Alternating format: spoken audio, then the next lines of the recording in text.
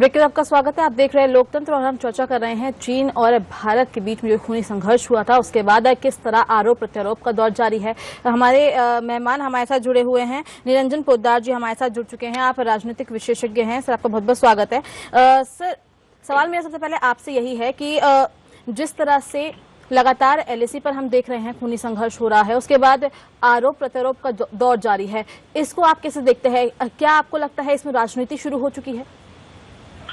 देखिए दिशा जी, ऐसा है, बहुत दुर्भाग्य है हमारा कि आज हम अपने पड़ोसी देशों के अंदर चारों तरफ से हम लोग घिरे हुए हैं भारत और इस स्थिति के अंदर भी अगर हमारा विपक्ष जो है वो आज जिस तरीके से दिखा रहा है कि भाई भारत हार गया है, जैसे भारत ने हार मान ली हो, तो ये एक थोड़ा सा मेरे हिसाब से दुर्भाग्य है।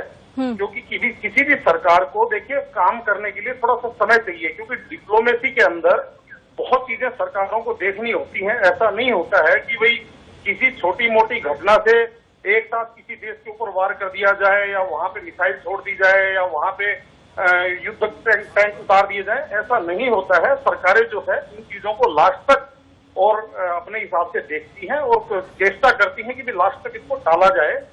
तो आज जो विपक्ष जिस तरीके से हावी हो रहा है या वो जिस तरीके से सरेंडर मोदी और ये सब बातें हो रही है ना, तो इससे क्या है कि सरकार भी दबाव में आती है और सेना का भी इससे थोड़ा सा हौसला, मेरा ऐसा मानना है, सेना का भी हौसले के अंदर थोड़ी सी गिरावट होती है और अब जो भारत की जो जनता है उसके भी हौसले में थोड़ा सा फर्क आता है, हौसला पस्त होता है। तो विपक्ष को इस समय, जैसे आज हमारे पूर्व प्रधानमंत्री माननीय श्री मनमोहन सिंह जी ने जो आज स्टेप लिया है और जो प्रधानमंत्री जी को जो चिट्ठी लिखी है, मेरे हिसाब से विपक्ष का एक सकारात्मक इसके अंदर विपक्ष होना चाहिए, नकारात्मक विपक्ष नहीं होना चाहिए। क्योंकि किसी भी व्यक्ति या पार्टी को का विरोध करते करते ऐसा नहीं होना चाहिए कि भाई देश का विरोध करने लग गए या भारत की सेना का मनोबल तोड़ने के लिए लग गए।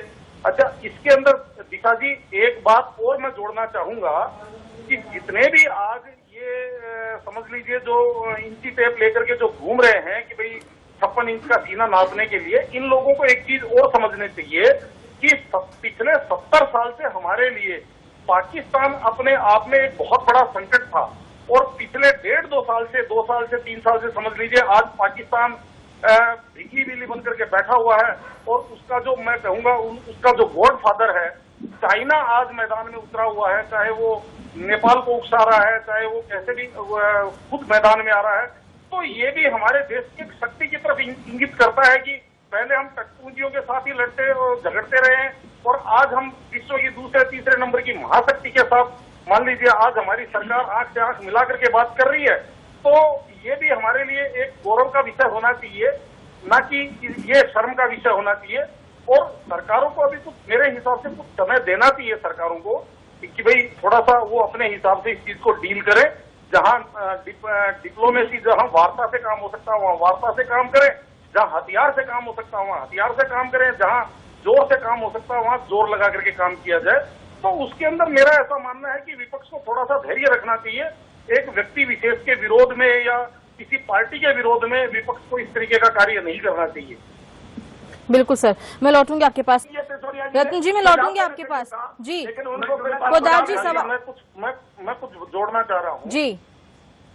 दिशा जी, मैं अभी अजय अरोड़ा जी को सुन रहा था। ये बहुत ही सुलझे हुए राजनीतिज्ञ हैं और बहुत अच्छे प्रवक्ता हैं, किंतु आज मुझे बड़ी ही दुख हुआ कि अजय अरोड़ा जी ने जिस तरीके से बातें की। देखिए, इस बात के मैं 4 पॉइंट के ऊपर 4 बिंदुओं के आधार पर मैं बात करूंगा। पहली बात तो दिशा जी, इन्होंने कहा कि प्रधानमंत्री की जवाबदारी बनती है। मैं आपको बताना चाहता हूं कि अभी मैच खत्म नहीं हुआ है, अभी मैच चालू है, मेरी बात समझिए।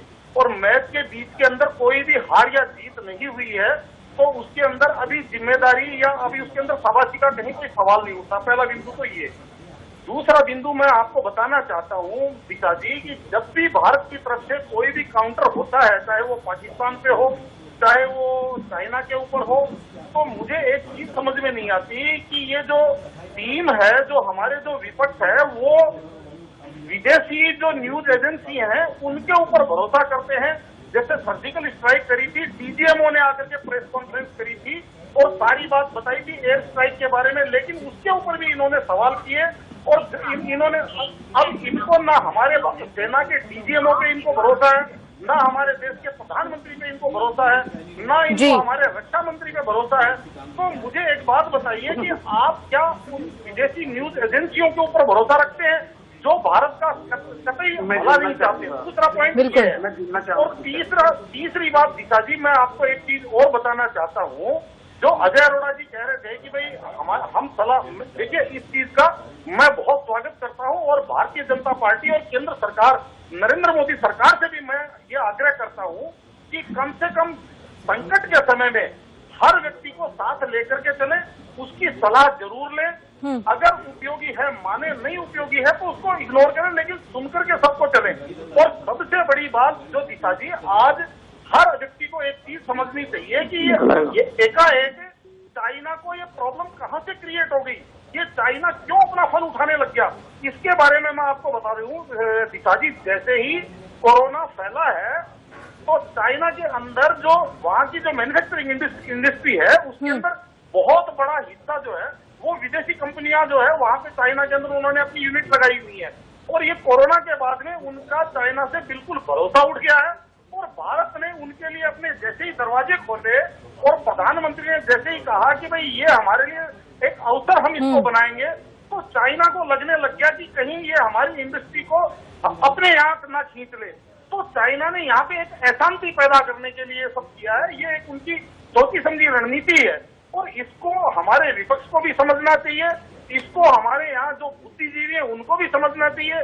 क्योंकि देखिए देश रहेगा, भारत रहेगा, यहाँ की जनता रहेगी, यहाँ की सेना रहेगी, तो हम यहाँ पे सुरक्षित रहते हैं। और चौथी और लास्ट बात मैं आपको ये कहना चाहूँ दिशा जी कि देखिए जो लोग 4-4 हजार, 5-5 हजार, 6-6 हजार गज के बंगलों में यहाँ लोग रहते हैं, इनको समझना चाहिए कि सैनिक अपना पूर्णतः काम कर रहे हैं और अपनी शहादत भी वहाँ पे दे रहे हैं देश की सीमाओं की सुरक्षा के लिए। और यहाँ पे ये जो लोग फ्रीका खा रहे हैं, फ्रीका पहन रहे हैं और खाली केवल टेलीविजन पे या किसी सोशल मीडिया प्लेटफॉर्म पे आकर के उनका मनोबल तोड़े, तो ये एक हिसाब से मैं कह रहा हूँ अक्षम्य अपराध ये लोग कर रहे हैं। तो इनको इस समय कम से कम इनको तब तक रुकना चाहिए तब तक ये मैच खत्म ना हो जाए। उसके बाद में जो भी जिम्मेदारी अगर इनको तय करनी है, प्रधानमंत्री की जिम्मेदारी तय करनी है या रक्षा मंत्री की जिम्मेदारी तय करनी है या किसी और अपनी जो भी पॉलिटिकल जो महत्वाकांक्षाएं है वो उसके बाद में पूरी करें। कम से कम मैच के दौरान तो कम से कम हमारी टीम के खिलाफ वोटिंग ना करें, मेरा ऐसी विनती है। बिल्कुल। सवाल मेरा रमेश चंद्र रत्न जी आपसे है। जिस तरह प्रधानमंत्री नरेंद्र मोदी बार बार यही कहते हैं कि आत्मनिर्भर बनना है, कोरोना के टाइम पे जब कोरोना शुरू हुआ था उसके बाद प्रधानमंत्री ने ये बोला कि हमें सेल्फ रिलायंट बनना है, आत्मनिर्भर बनना है, हमारे भारत में, हमारे देश में चीजें बननी चाहिए। लेकिन अभी कांग्रेस की ओर से ये कहा जा रहा है कि आत्मनिर्भर तो नहीं, प्रधानमंत्री ने आत्मसमर्पण कर दिया है। कैसे देखेंगे इसको आप?